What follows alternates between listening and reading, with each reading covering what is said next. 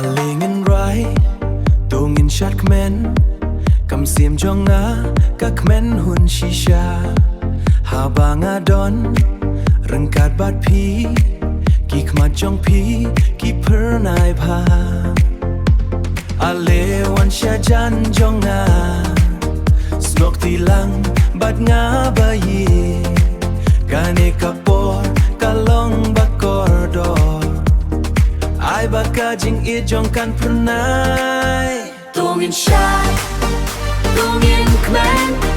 Kadonut kasnok kmen Habayo iya pi Na ija pi O bayi jong na Jing im kadap daka Jing sut ba jing kmen Syat ringkat bat na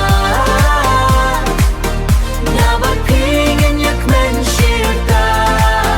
Waktu kan randin Jam baca kmat Kajing I jong ikan yana syirta Kajing pu sama ki jong pi Ka pen bi janga Ngakwa bandon bat pi bat miet bat sngi Ale wan syajan jonga Snok tilang bat nga bayi Kane kapor kalong bakor dor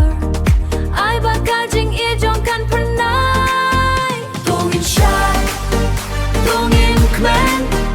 Kadonut kasnok kmen Habayo iya pi Na ija pi O bayi jong na Jing im kadap daka Jing sut ba jing kmen Syat ringkat bat na Na bat pi ngin ya kmen syirta Ngin ya yung ka Lirwa Rai lang Haka pertai Daka jing it ngin im lang O bayi Dups kem yanga Ngin yak men ringkat man la karta